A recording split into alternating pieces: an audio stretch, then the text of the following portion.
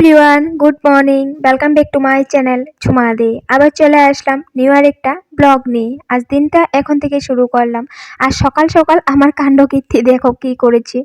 তো জানলা খুলে দুটো কুকুর দেখেছি এনে খেলাধুলা করছিল একটা খড়ির টুকরো নিয়ে।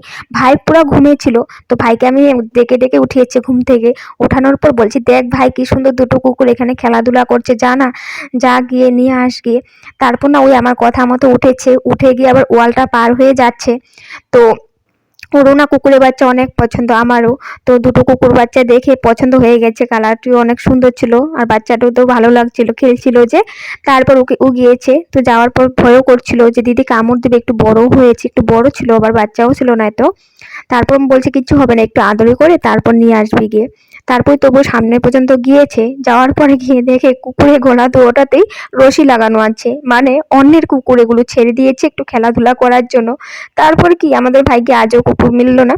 তো ওকে বললাম যে চলে আয়, এনে লাভ নেই, যাদের কুকুর যদি নিয়ে আস ওরা আবার ঝগড়া করবে নিয়ে যাবে, আর এনে লাভ নেই। তারপর ওই আবার চলে এসেছে, তো সকাল সকাল ওকে দিয়ে কষ্ট করালাম। তারপর কাজগুলো করে চলে এসেছিলাম রান্নাঘরে, চা বানিয়ে নিয়েছি। আর রাত্রিবেলাতে মা বানিয়েছিল পায়েস, তো পায়েসটা আবার একটু দুধ দিয়ে গরম করে মুড়ি দিয়ে বিস্কুট নিয়ে চা বাবাকে দিয়ে আসলাম। তারপর আমরাও চা খেয়ে নিয়েছি। আমি আর পায়েস মুড়ি এসব খাইনি, আমি বিস্কুট দিয়ে চা খেয়েছিলাম।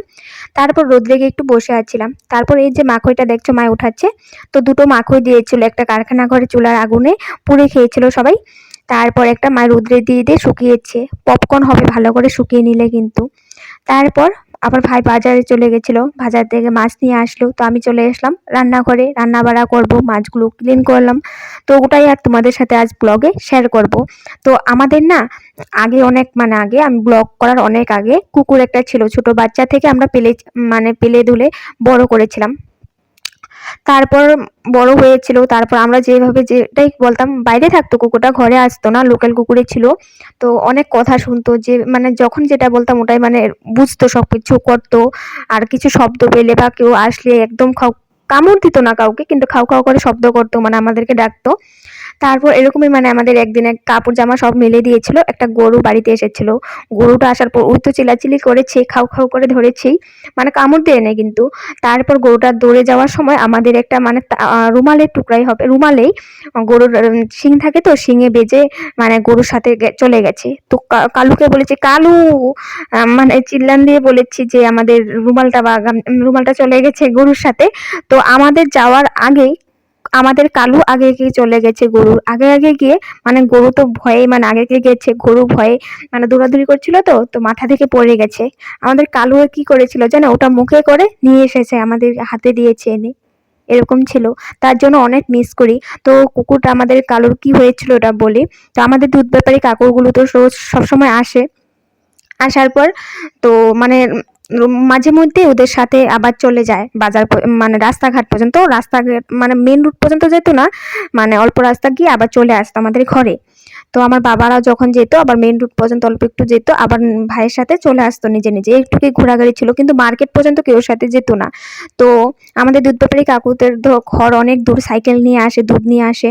তো ওরা আসে, ওদেরকে সবসময় চিনা, ওদের সাথেও অল্প স্বল্প যায়, রোজ যেত কিন্তু আবার চলে আসতো। যাওয়ার পর ওদের একদিন এই কাকুদের সাথে মার্কেট পর্যন্ত চলে গেছে, আমাদের সাথে তো কোনোদিনও মার্কেট যায়নি। তো কুকুর তো আর মার্কেটটা চিনে না আমাদের কালু।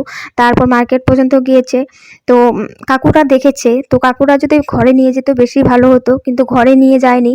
তারপর ও রাস্তা চেনে নেই, মার্কেটের কোনো গলিতে ভুলে গেছে রাস্তা, আর ঘর পর্যন্ত আসতে পারলো না।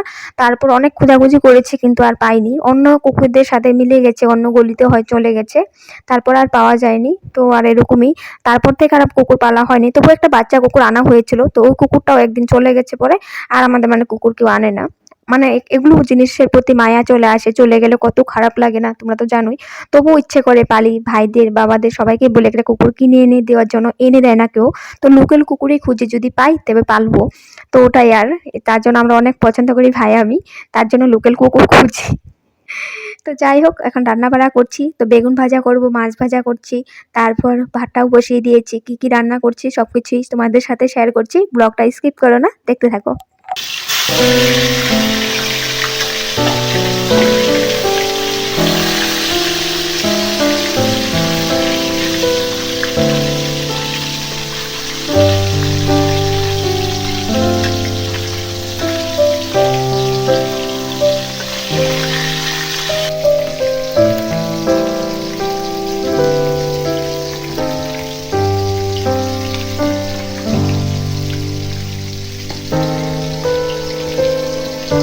ডালটা আমি আগেই করে নিয়েছিলাম, তো ভাতটাও আমার এখন হয়ে গেছে, মাটা ছেঁকে নেব। তারপর মাছ ভাজা করেছি, বেগুন ভাজাটাও হয়ে গেছে, তো ভাইকে আমি ভাত দিয়ে দিব। তো মা আবার সকালবেলা খিচুড়ি ভাত বানিয়েছিল চাল ডাল দিয়ে। তো সকালবেলা ভাই মানে এক্সাম দিতে গেছে, তো ভাইয়ের জন্যই বানিয়েছিল, ভাই আর খায়নি। তো আমি ভাবলাম যে আমি খেয়ে নিই, কারণ মা মার দেওয়া ভাতটা খেতে পারে না প্রেশারের। তার জন্য মাছ ভাজা বেগুন ভাজা দিয়ে ওই সিদ্ধ ভাতটাও খেয়ে নিলাম। তো ভাইও খেয়ে নিয়েছে। তারপরে একটু আসলাম আবার খেলা দেখার জন্য, তো ওরা খেলছিল ক্রিকেট, তো ভালোই লাগে ওদেরকে দেখে, ছোটবেলার কথা মনে পড়ে যায় আমার।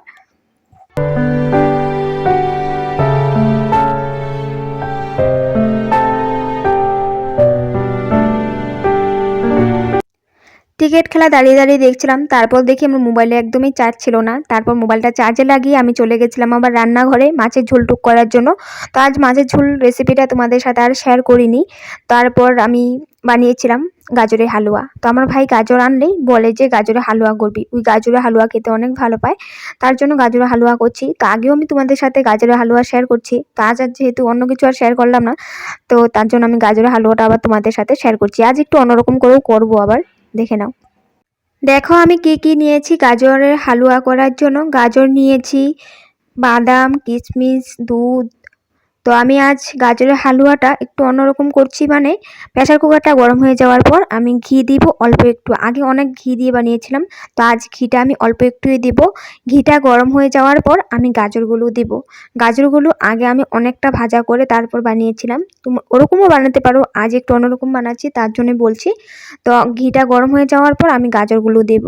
গাজরগুলো দেওয়ার পর আবার একটু ভাজা করব, মানে বেশি ভাজা করব না, অল্প একটু ভাজা করব, যেন গাজরের যে কাঁচা ফ্লেভারটা আছে ওটা চলে যায়।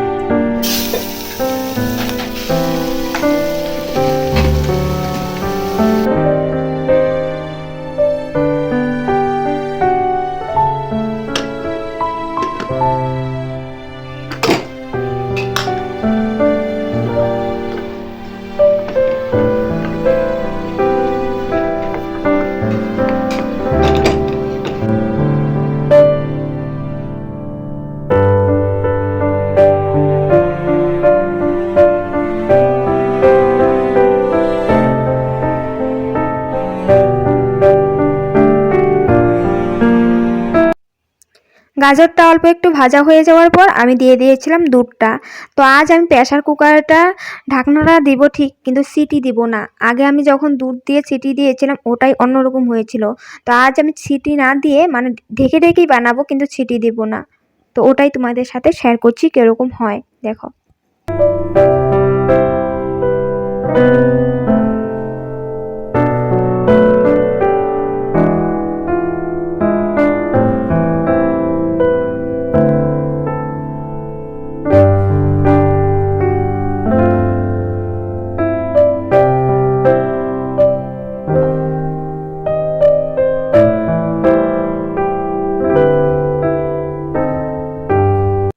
দেখো সবাই, দুধটা কিন্তু অনেকখানি শুকিয়ে গেছে আর গাজরগুলো অনেকখানি সিদ্ধ হয়েছে।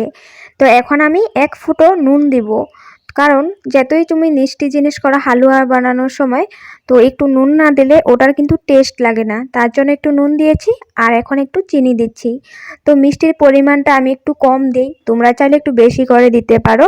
তো আমি কম দিয়েছি, আমাদের মিষ্টিটা খেতে কমই পছন্দ করে সবাই, তার জন্য কম করেই বানাবো। আর দুধ যে এখানে থাকে, তোমরা ওখানে চিনিটা একটু কমই ব্যবহার করা ভালো, কারণ দুধেরও কিন্তু একটা মিষ্টি ভাব থাকে, তার জন্যই বলছি।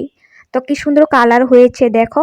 তো যেটুকু দুধ দেখছো ওটা কিন্তু শুকিয়ে একদম গাজরের সাথে লেগে যাবে, তখনই তোমরা বুঝে নেবে যে গাজরের হালুয়াটা হয়ে গেছে। তো দেখো শুকানো পর্যন্ত।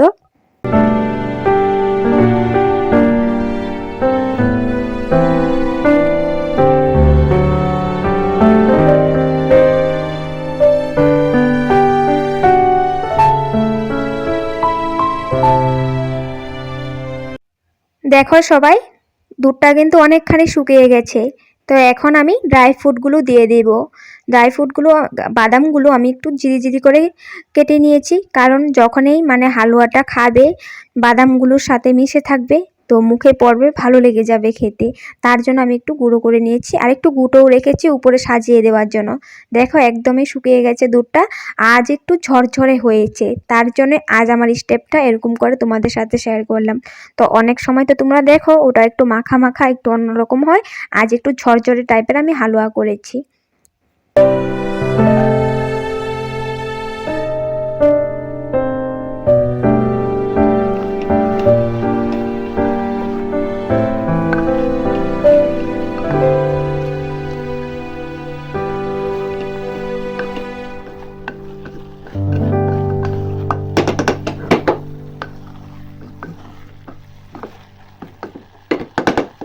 গাজরের হালুয়া আমার কমপ্লিট হয়ে গেছে। কালারটা দেখো কি সুন্দর হয়েছে।